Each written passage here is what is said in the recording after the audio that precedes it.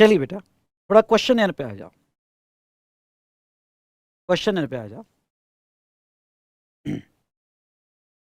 इसमें tax invoice में mostly theoretical questions है और कुछ अच्छे क्वेश्चंस हम डिस्कस कर लेंगे, पर बाकी क्वेश्चंस तो आप रीड करोगे तो आपको समझ में आ जाएंगे। तो चलिए यहाँ पे, पर अभी रीड कर लेना, मैं आपको यही सजेस्ट करूँगा, मेरे साथ ही रीड कर लेना।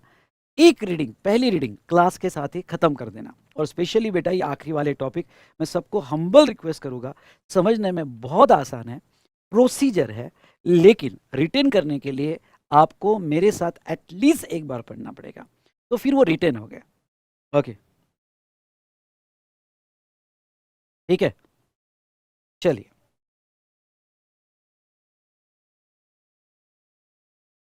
क्वेश्चन नंबर 7 में आ जाओ, क्वेश्चन नंबर 7 पे आ जाओ।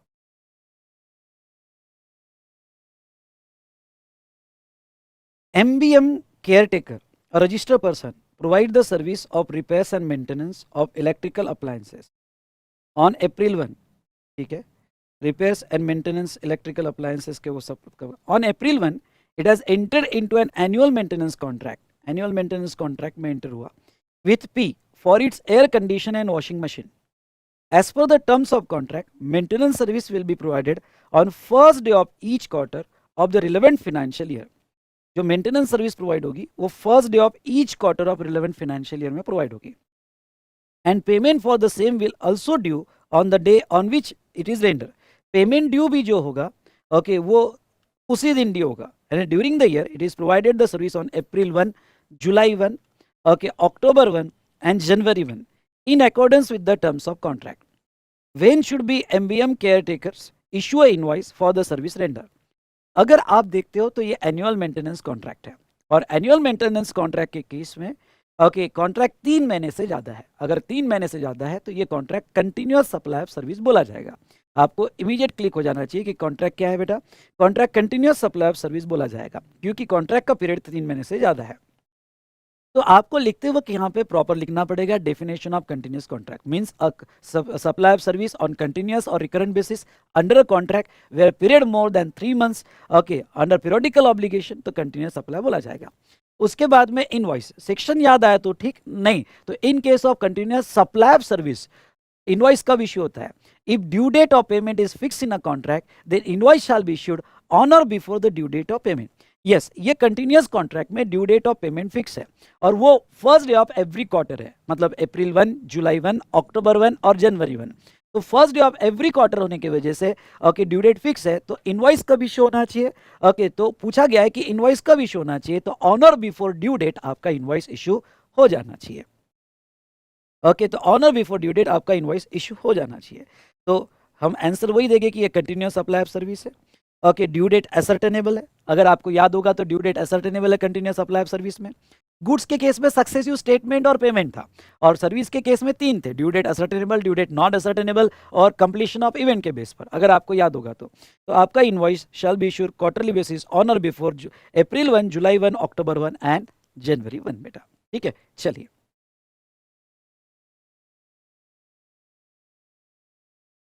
अब आ जाओ क्वेश्चन नंबर 14 में, क्वेश्चन नंबर 14 में, 14 पे आओ।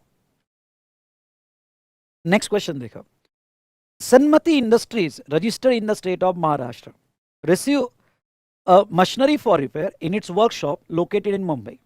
रिपेयर के लिए मशीनरी आई Maharashtra from okay Mitsubishi Limited, automobile manufacturing company based in Japan. Repair work was carried out by Sanmati Industries, for which it was to be paid in convertible foreign exchange, and goods were returned to Mitsubishi Limited after being used sometime in India. Very good. Okay, India में कुछ use होगा बाद में दिया जाएगा.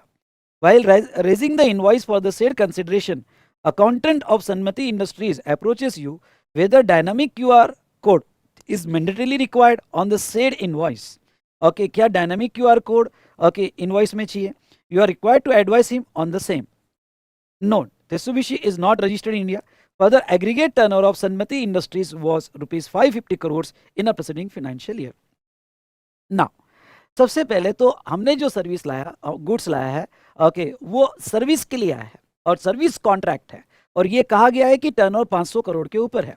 अगर आपको dynamic QR code की प्रोविजन याद होगी, ये सीए फाइनल आरटीपी नवंबर 22 में है, अगर डायनामिक क्यूआर कोड की प्रोविजन याद होगी तो अगर आपका aggregate turnover preceding financial year में या करंट ईयर में 500 करोड़ से क्रॉस होता है, ओके, सिंस 2017-18, ओके, अगर किसी भी फाइनेंशियल ईयर में 500 करोड़ से ज़्यादा जाता है तो आपको डायनामिक क्यूआर कोड यूज़ करना पड़ता है, okay, even though transaction B2C, sorry, in case of transaction B2C। लेकिन अगर आपको याद होगा, बताओ याद है या नहीं है, अगर एक्सपोर्ट होगा, मतलब अगर आपका इनवॉइस एक्सपोर्ट में बन रहा है जिसमें पैसा कन्वर्टिबल फॉरेन एक्सचेंज में आ रहा है, तो ऐसे सिचुएशन में, ओके, जहां तक देखा जाए तो आपको क्या क्या कहा था मैंने, ओके, वो केस में डायनामिक क्यूआर कोड मैंडेटरी नहीं है। एक्सपोर्ट के केस में मैंने बताया था डायनामिक क्यूआर कोड मैंडेटरी नहीं है, ओके, क्यों? क्योंकि इवन दो आपका कस्टमर B2C में जा रहा होगा पर वो इंडिया के बाहर है, तो वहाँ डायनामिक क्यूआर कोड आपने नहीं भी बनाया तो भी चलेगा।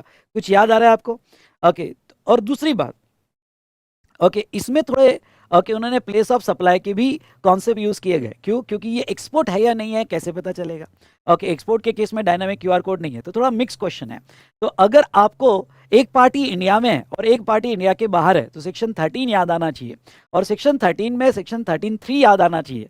सेक्शन 13(3) क्या कहता है? सेक्शन 13(3) कहता है कि अगर कोई गुड्स फिजिकली इंडिया में आ रहा है for repair, okay, physically India में आ रहा है रिपेयर, और रिपेयर करने के बाद हम एज सच उसको वापस कर देते हैं, तो प्लेस ऑफ सप्लाई 13(2) से फिक्स होगा।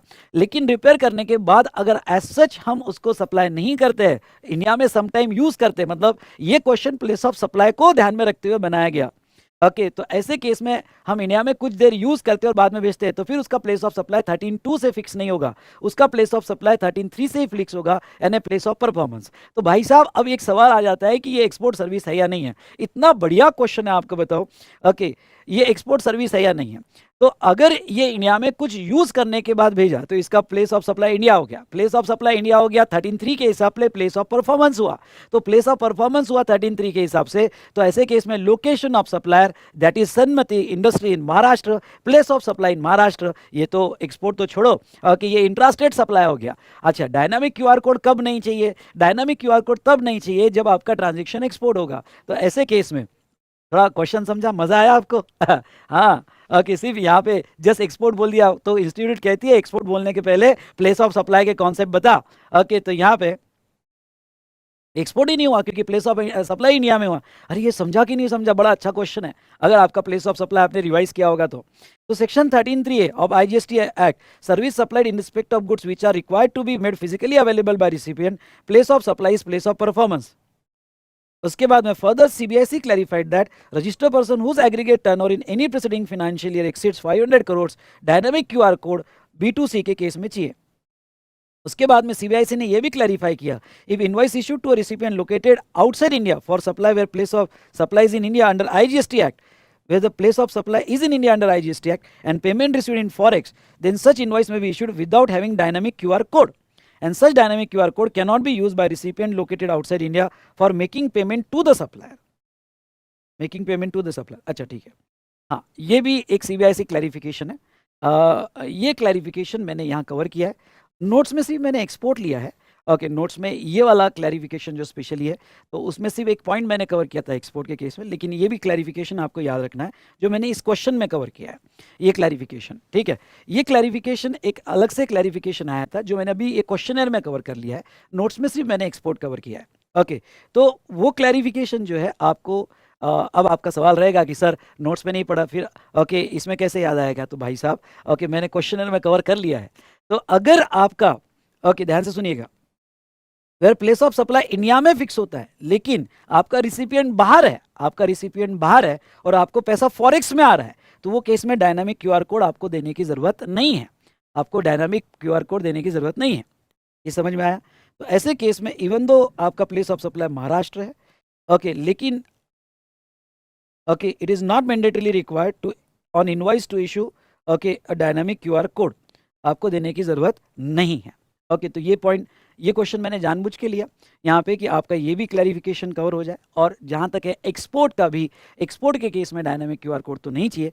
ये केस में अगर एक्सपोर्ट नहीं होगा पर पैसा कन्वर्टिबल फॉरेन एक्सचेंज में आ रहा होगा तो वहाँ डायनामिक क्यूआर कोड देके फायदा क्या? क्योंकि डायनामिक क्यूआर कोड पेमेंट के लिए होता है, डायनामिक क्यूआर कोड पेमेंट के लिए होता है। तो ये एक अच्छा, ओके, क्वेश्चन है जो आपको पढ़ के जाना है, अच्छा क्वेश्चन है जो आपको पढ़ के जाना है, ठीक है।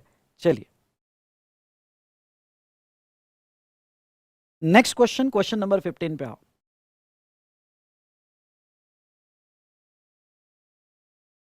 Avatar Enterprises, Kanpur started trading in Ayurvedic medicine from July 1 to 20XX. From July 1, 20XX. Its turnover exceeds 20 lakhs on October 3, 20XX.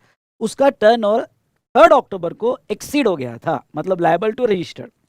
The firm applied for registration on October 31, ठीक है, 30 डेज में अप्लाई कर दिया, and was issued RC on November 5, मतलब October 3 को liable हुआ था और आरसीआई November 5 को। Examine whether, okay, any revised invoice can be issued in a given scenario. If the answer to the first question is affirmative, determine the period for which revised invoices can be issued as also the last date up to which it can be issued. Revised invoice पे question पूछा गया। देखो GST में revise invoice मतलब फाड़ के फिर से नया दिया ऐसा नहीं होता है, या क्रॉस करके फिर से नया दिया ऐसा नहीं होता है।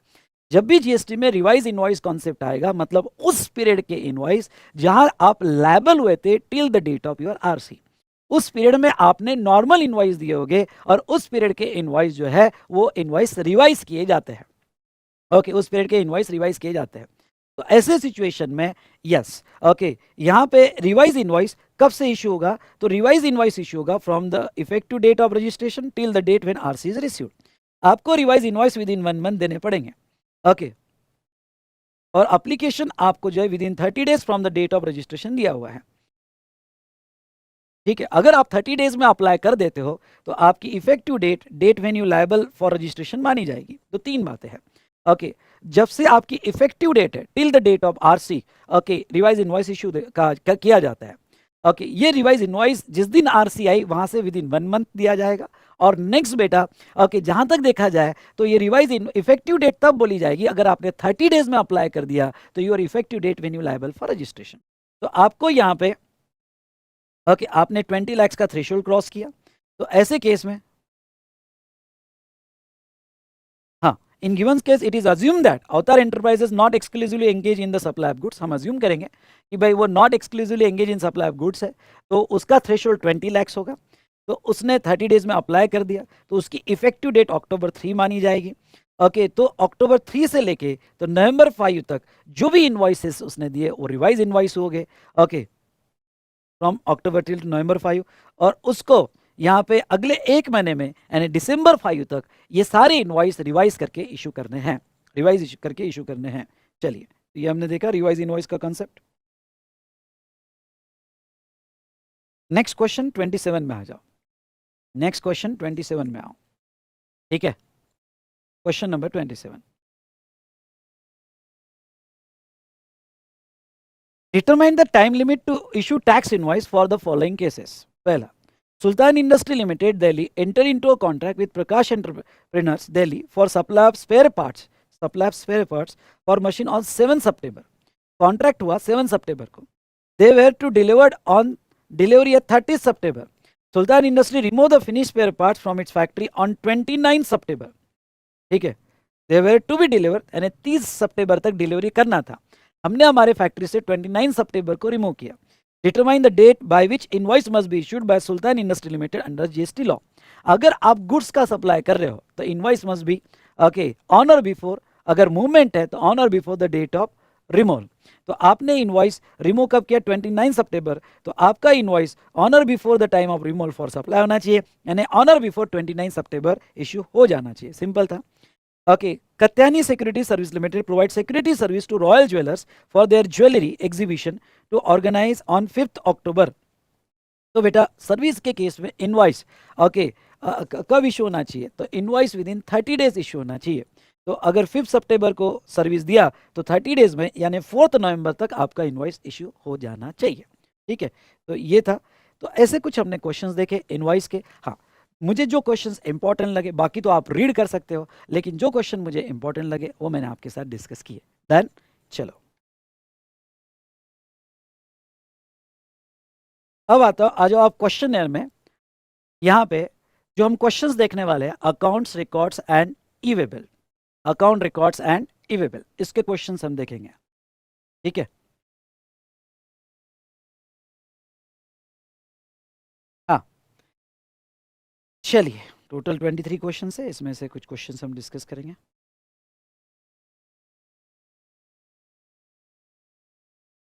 क्वेश्चन नंबर 2 में आना, क्वेश्चन नंबर 2 में आना। क्वेश्चन देखो कैसे बनाया गया है, अकाउंट्स एंड रिकॉर्ड्स, जो सीए फाइनल में 22 एग्जाम में पूछा गया था। देखो, go to dress is a chain of stores dealing in readymade garments to 5 showroom in Delhi. It has a single GST for all its showroom in Delhi.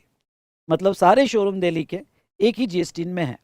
And has principal place of business in Karol Bagh. Karol Bagh में उसकी principal place of business है और single registration है। One of the consultant has suggested go to dress to maintain books of account of all of its 5 showrooms at principal place of business at Karol Bagh, Delhi for better administration and control. Give your comment on above advice according to a provision of GST law. हमने accounts and record में पढ़ा कि आपने principal place of business पे तो maintain करना चाहिए, पर अगर आपकी एक से ज्यादा रजिस्ट्रेशन नहीं, एक से ज्यादा प्लेस ऑफ बिजनेस होगा, ध्यान सुनिएगा, ओके। उन्होंने ये नहीं कहा कि एक से ज्यादा रजिस्ट्रेशन हो गए तो फिर आपको सेपरेट मेंटेन करने पड़ेगा। अगर आप केयरफुली देखते हो तो अगर एक से ज्यादा प्लेस ऑफ बिजनेस होगा तो आपको रिस्पेक्टिव प्लेस ऑफ बिजनेस पे रिकॉर्ड्स मेंटेन करना पड़ेगा। Okay, principal place of business पे तो कंसोलिडेटेड रिकॉर्ड आएगा ही, पर रिस्पेक्टिव प्लेस ऑफ बिजनेस पे रिकॉर्ड मेंटेन करना पड़ेगा, इवन दो उसका सिंगल रजिस्ट्रेशन है। बड़ा अच्छा क्वेश्चन था। ओके, तो यहाँ पे suggestion of consultant is not correct. Every registered person required to keep and maintain the books of account at his principal place of business, and if more than one place of business is specified in the certificate of registration, accounts relating to each place of business shall be kept okay at such place of business. Principal place of business पे तो maintain करना ही पड़ेगा, लेकिन respective place of business के records वहां maintain आपको करने पड़ेंगे। याद आया कुछ आपको? यस और नो बोलिए, यस और नो। ये एक अच्छा टेक्निकल क्वेश्चन था, क्योंकि स्टूडेंट इसमें कंफ्यूज हो जाते हैं कि भाई नहीं, अगर एक ही सिंगल रजिस्ट्रेशन है तो एक ही जगह रिकॉर्ड मेंटेन करना है, नहीं, इसलिए तो जानबूझ के क्वेश्चन पूछा है। आपको प्रिंसिपल प्लेस ऑफ बिजनेस पे तो मेंटेन करना ही है और रिस्पेक्टिव प्लेस ऑफ बिजनेस पे भी मेंटेन करना है। अरे समझा कि नहीं समझा, प्लीज बताओ।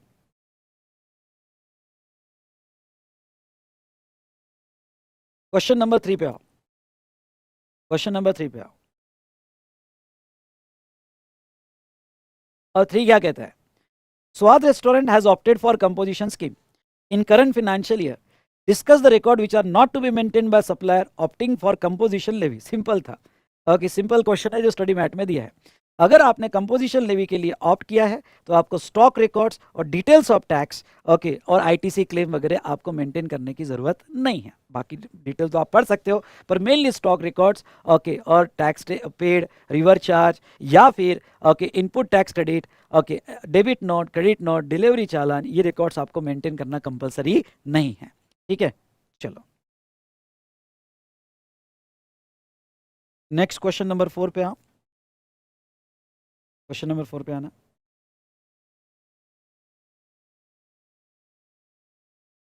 क्वेश्चन देखो कैसा बनाया गया स्टडी मटेरियल में।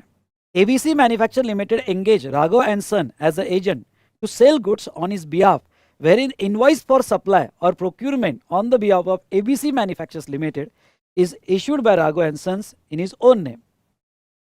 एक minute, Raghav and Sons agent है, ठीक है, on its behalf, wherein the invoice for supply or procurement of on the behalf of ABC Manufacturers is issued by Raghav and Sons in his own name। वो खुद के invoice बना रहा है।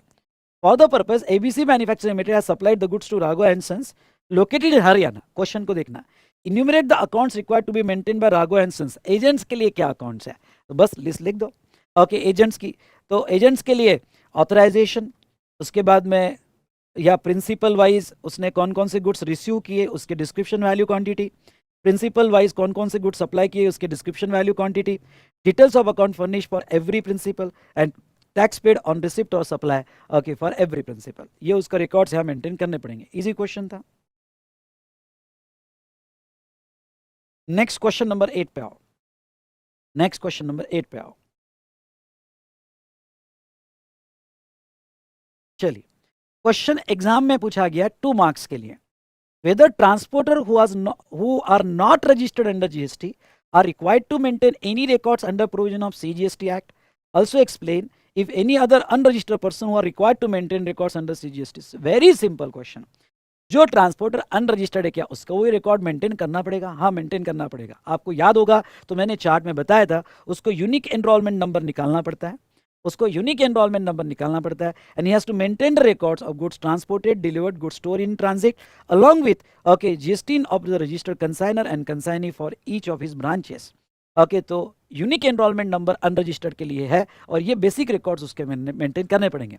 अच्छा, ट्रांसपोर्टर के अलावा कोई दूसरा अनरजिस्टर्ड पर्सन जिसको रिकॉर्ड मेंटेन करना है? Yes, warehouse keeper, godown or any other place where goods are stored, ऐसे भी अनरजिस्टर्ड पर्सन को यूनिक एनरोलमेंट नंबर निकालना पड़ता है और रिकॉर्ड्स मेंटेन करने पड़ते हैं।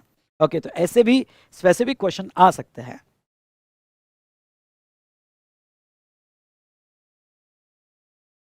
चलिए क्वेश्चन नंबर 9 पे आओ, क्वेश्चन नंबर 9 पे आओ।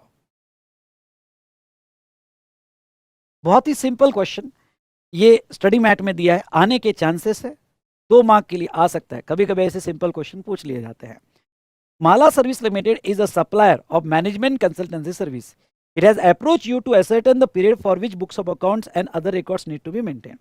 तो एज पर सेक्शन 36 आपको बुक्स ऑफ अकाउंट जो मेंटेन करना है 72 मंथ्स, कहां से? From the due date of, date of furnishing नहीं, due date of furnishing annual return. मतलब क्या हो सकता है कि आपने एनुअल रिटर्न सितंबर में दे दिया हो, 20 सितंबर को एनुअल रिटर्न दे दिया हो, तो वहां से 72 मंथ्स नहीं, जो आपकी ड्यू डेट होगी, ड्यू डेट से 72 मंथ्स लिया जाएगा। I hope you understood. Okay, due date से 72 मंथ्स लिया जाएगा। ओके और अगर आपके रिकॉर्ड अपील, रिवीजन या कोई प्रोसीडिंग में है तो फिर whichever is later, okay तो लेटर में 1 year from the disposal of case और above specified period whichever is later लिए जाएंगे। ये बात समझिए कि आपको ड्यू डेट यानी 31 दिसंबर से लिए जाएंगे, जिस दिन आपने फर्निश किया उस दिन से नहीं। ये समझा होगा तो यस सर बोलिए प्लीज, ये समझा होगा तो यस सर बोलिए please.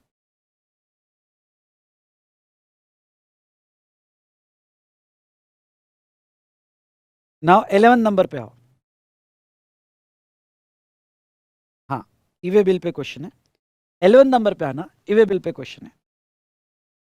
Decide with reason whether e-way bill is required to be issued under CGST Act in the following independent cases.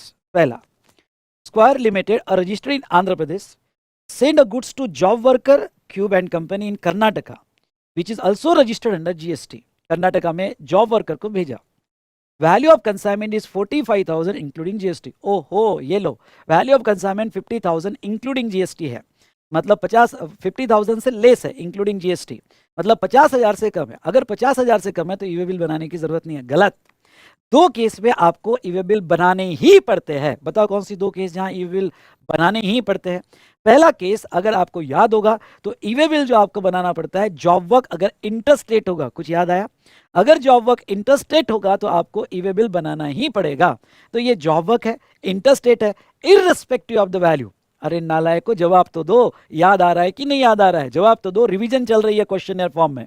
Okay कुछ तो बोलो, कोई 1-2 लोग ही बोल रहे नालायक कहीं के। ओके तो अब यहाँ पे इंटरस्टेट जॉब वर्क होगा तो ईवे बिल ही जरूरी है, कंपलसरी है, तो बनाना पड़ेगा, मैंडेटरीली बनाना पड़ेगा। और दूसरा देखो उन्होंने क्या पूछा। Mister Bhishma of Telangana started doing business of notified handicraft product as a casual taxable person, CTP. He got his first order 30,000 from Tamil Nadu, which he transport. He is not registered under GST since he has to threshold limit of 20 lakhs.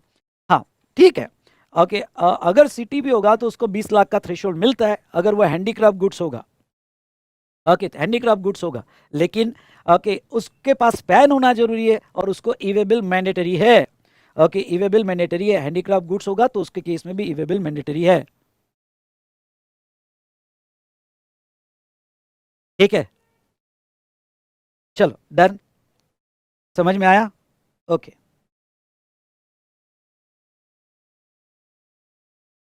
Question number 12 पे आओ, question number 12 पे आओ।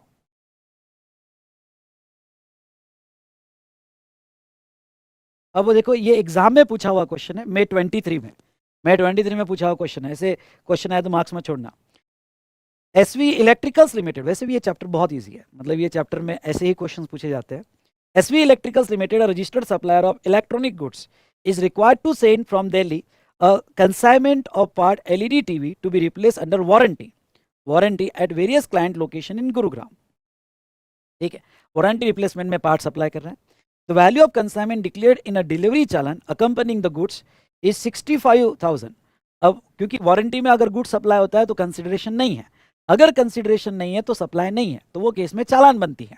Okay, क्योंकि for supply consideration is needed, और हमने देखा था कि वारंटी में कंसिडरेशन नहीं होता है, इसलिए वो सप्लाई नहीं माना जाता है। Okay, 65,000. SV Electrical Limited claimed that since the movement of goods to Gurgaon, Haryana is caused due to reason other than supply, e-way bill is not mandatorily required to be generated in this case. भाई उस बंदे का कहना है कि भाई ये तो सप्लाई नहीं है। ओके, ई-वे बिल सिर्फ सप्लाई के केस में चाहिए, और मेरा सप्लाई नहीं है, इसलिए ई-वे बिल की कोई जरूरत नहीं है। You are required to examine the technical veracity of the claim made by SV electrical limited. तो भाई साहब बड़ा सिंपल आंसर था, e way bill require, e way bill किसको बनाना पड़ेगा? E way bill a registered person who causing the movement of goods बनाना पड़ेगा, where value exceeding 50,000 in relation to supply, reason other than supply, और third inward supply from an unregistered person. तो e-way bill generate करना पड़ता है। तो given case में even though supply नहीं होगा तो भी गुड्स सप्लाई जा रहा है, तो कंसाइनमेंट वैल्यू 50,000 से ज़्यादा है, तो ई-वे बिल बनानी पड़ेगी। और साथ साथ में क्लैरिफिकेशन भी है क्यों? Okay, even if movement of goods cause due to reason other than supply including वो under warranty, e way bill is required to be generated. तो गिवन केस में ओके, यहाँ पे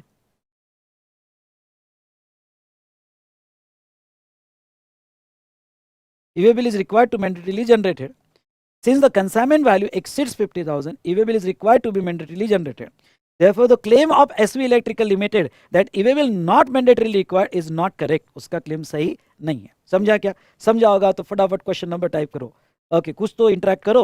ओके, फटाफट क्वेश्चन नंबर टाइप करो। क्वेश्चन नंबर 14 पे आओ। Question number 14 पे। अच्छा क्वेश्चन है,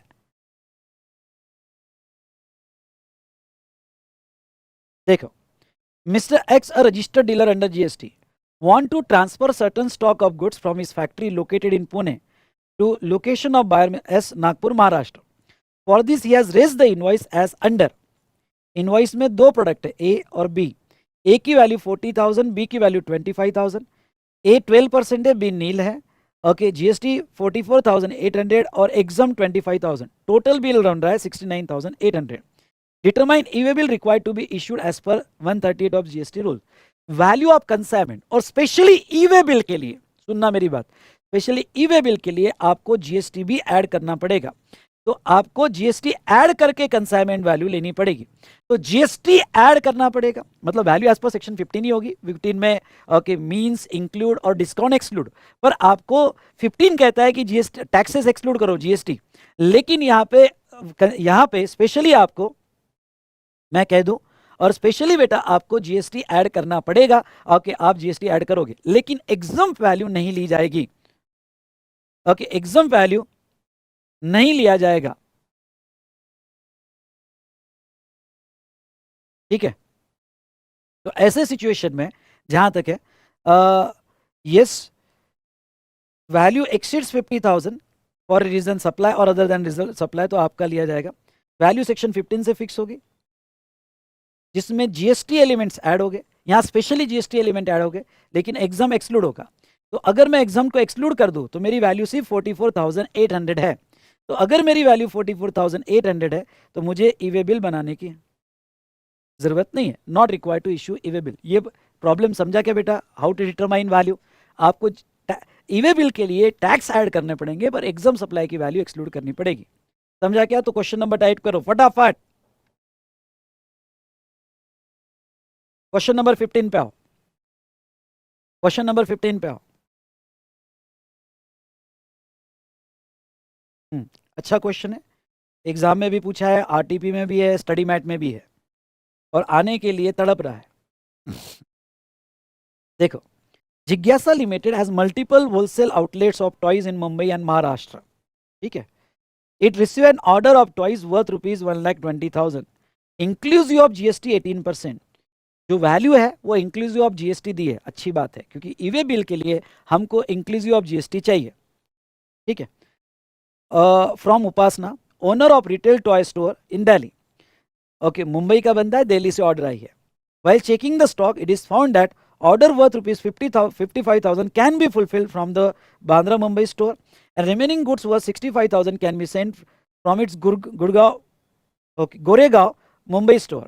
ओके, गोरेगांव मुंबई स्टोर। तो उसके दो अलग अलग स्टोर्स है और वो दो अलग अलग स्टोर से ये ऑर्डर कंप्लाई करेगा। Both the stores are instructed to issue separate invoices.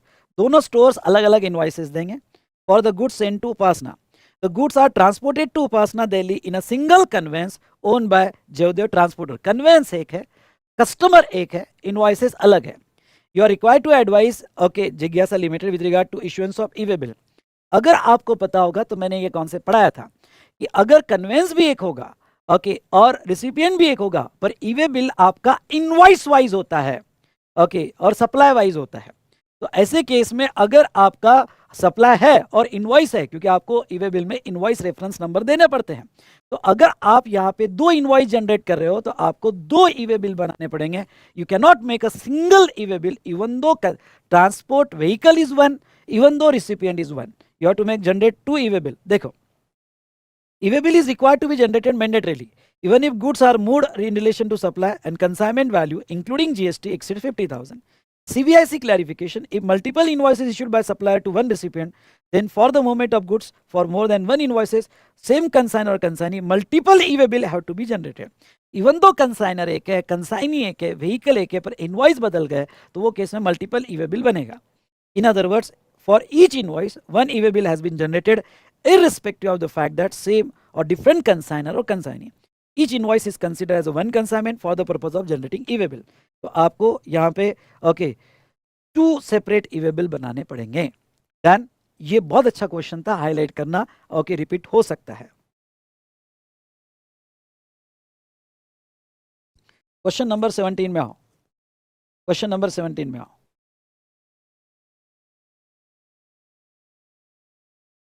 देखो मिस्टर शाह, ये भी अच्छा क्वेश्चन है, रिपीट हो सकता है ओके इंटर में पूछा पर फाइनल में भी आ सकता है। Mister Shah, a consignor is required to move goods from Ahmedabad Gujarat to Nadiad Gujarat. He appoint Mehta transport for movement of goods. ठीक है, अहमदाबाद से नडियाड गुजरात पहुंचाना है, मेहता ट्रांसपोर्टर ओके बीच में है। Mehta transporter move the goods from Ahmedabad Gujarat to Kheda Gujarat and for completing the movement goods from Kheda Gujarat to okay Nadiad. यानी यहाँ ट्रांसशिपमेंट है। आई रिपीट, यहाँ पे क्या है बेटा, ट्रांसशिपमेंट है। Mehta transport now hand over the goods to Parik okay transporter. और मतलब क्या कि पहले अहमदाबाद टू खेड़ा तक लेके गया मेहता और फिर खेड़ा से नडियाड लेके गया Parik transporter. Explain the procedure regarding e-way bill to be followed by consignor and consignee as per the provision of GST law. मैं एक्सप्लेन कर देता हूँ लेकिन आप अच्छे से पढ़ना। अगर ट्रांसशिपमेंट होता है तो सबसे पहले तो पहला जब रिमोल होगा, यानी कहाँ से, तो गुजरात से खेड़ा, तो पहले रिमोल पे पार्ट ए की इंफॉर्मेशन जो है either okay consignor who sending the goods या ट्रांसपोर्टर कंप्लीट करेगा if appointed by consignor. Part B की इंफॉर्मेशन ट्रांसपोर्टर को असाइन कर देगा। आई रिपीट, पार्ट बी की इंफॉर्मेशन ट्रांसपोर्टर को असाइन कर देगा। I hope you understood. ठीक है, अब नेक्स्ट जब वो खेड़ा पहुंचेगा तो खेड़ा में अगेन यहाँ पे पार्ट ए की इंफॉर्मेशन वही कंटिन्यू रहेगी जो कंसाइनर ने दी है, लेकिन पार्ट बी की इंफॉर्मेशन पारिक ट्रांसपोर्टर अपडेट कर देगा। पार्ट बी की इंफॉर्मेशन जो है पारिक ट्रांसपोर्टर वो चेंज करेगा और ये इंफॉर्मेशन एक बार चेंज हो सकती है इन केस ऑफ ट्रांसशिपमेंट। तो वही स्टेप बाय स्टेप प्रोसेस अगर आप पढ़ोगे तो यहाँ दिया हुआ है, पर क्वेश्चन अच्छा है ओके पढ़ के जाना। क्वेश्चन अच्छा है, पढ़ के जाना। क्वेश्चन नंबर 23 में आओ, क्वेश्चन नंबर 23 में आओ। डन, चलिए। Siddhi toys manufacturer registered in Punjab sold electronic toys to retail seller in Gujarat at a value of rupees 48,000 excluding GST leviable at the rate 18%. Now it want to send consignment of such toys to the retail seller in Gujarat. You are required to advise Siddhi toys manufacturer on the following issues. पहला, whether e-way bill mandatorily required to generate it in respect of the movement of goods. Okay अगर 48,000 है और वो excluding GST है तो 18% GST अगर आप उसमें ऐड कर देते हैं तो वैल्यू 50,000 के ऊपर जाती है। तो वैल्यू 50,000 के ऊपर जाती है तो आपको जो है यस ई-वे बिल बनाना पड़ेगा। तो आपको पहले प्रोविजन लिखेगी कि कंसाइनमेंट वैल्यू एक्सीडिंग 50,000 होगा तो इवेबल बनाना पड़ेगा। वैल्यू कैसे डिटरमाइन होगी? तो वैल्यू सेक्शन 15 जिसमें जीएसटी इंक्लूड होगा पर एग्जाम वैल्यू एक्सक्लूड होगी। तो अगर हम जीएसटी ऐड कर दे तो वैल्यू 56,640 आ रही है, वो 50,000 से ज्यादा जा रही है, उसे ईवे बिल बनाना पड़ेगा। Next, if yes who is required to generate e-way bill. अगर ईवे बिल देखो यहाँ पे कौन जनरेट करेगा, तो यहाँ मैंने थोड़ा डिटेल में आंसर दिया है सो दैट आपकी रिवीजन हो जाए। ओके लेकिन ईवे बिल जो है generally a person who causing the movement of goods, आपका ये आंसर होगा। या आप ट्रांसपोर्टर को भी ऑथराइज कर सकते हो, लेकिन अगर आपको याद होगा तो मैंने ये पढ़ाया था कि हाँ, पहले तो मैंने ये दिया कि part A of the information, a person who causing the movement of goods e way bill बनाएगा, ई वैल्यू एक्सिड 50,000। बी पार्ट आप ट्रांसपोर्टर को भी दे सकते हो। ओके अगर पर्सन ने खुद बाय रोड अगर खुद के ओन कन्वेंस में ट्रांसपोर्ट किया होगा, ओके खुद का ही कन्वेंस है, तो फिर पार्ट बी जो है वो रजिस्टर्ड पर्सन को ही कंप्लीट करना पड़ेगा, आइदर कंसाइनर या फिर कंसाइनी को कंप्लीट करना पड़ेगा। वो ट्रांसपोर्टर को असाइन नहीं कर सकता अगर उसका ओन कन्वेंस होगा, हायर्ड वन होगा या पब्लिक कन्वेंस होगा। अगर रेलवे या एयर या वेसल से जा रहा होगा तो वो पार्ट बी की इंफॉर्मेशन बाद में भी कंप्लीट कर सकता है बिफोर गिविंग डिस्पैच। पहले पार्ट ए की इंफॉर्मेशन पर कंप्लीट करेगा और पार्ट बी की इंफॉर्मेशन बाद में भी कंप्लीट कर सकता है। Goods not transported by registered person but handed over to the transporter, अगर ट्रांसपोर्टर को हैंड ओवर किया तो पार्ट बी की इंफॉर्मेशन यहाँ पे ओके ट्रांसपोर्टर को कंप्लीट करनी पड़ेगी। थोड़ा ज्यादा ही डिटेल में, if e-way bill not generated consignment value not exceeding 50,000, sorry consignment value exceeding 50,000, हाँ e-way bill not generated and if consignment value not exceeding 50,000, तो ख्याल रहे ओके अगर यहाँ पे ये भी हमने कॉन्सेप्ट देखा था, ये पूरा रिवीजन हो जाएगा आपका। ओके ये भी हमने कॉन्सेप्ट देखा था कि अगर आपने पढ़ा होगा ईवे बिल, तो इसमें हमने देखा था कि कंसाइनमेंट वैल्यू आपकी 50,000 से नीचे है। अगर आपकी कंसाइनमेंट वैल्यू 50,000 से नीचे है और आपने ईवे बिल जनरेट नहीं किया है, लेकिन उस कन्वेंस में एग्रीगेट कंसाइनमेंट वैल्यू अगर 50,000 के ऊपर जारी होगी, तो फिर ट्रांसपोर्टर को ईवे बिल जनरेट करना पड़ता है। ओके और कंसोलिडेटेड ईवे बिल भी जनरेट करना पड़ता है। तो ये ख्याल रखना कि ओके आपने ईवे बिल नहीं जनरेट किया क्योंकि कंसाइनमेंट वैल्यू 50,000 से कम होगी, लेकिन जो ट्रक में गुड्स जा रहा है सारे कंसाइनमेंट मिला के वैल्यू 50,000 के ऊपर होगी, तो फिर ईवे बिल जनरेट करना पड़ता है।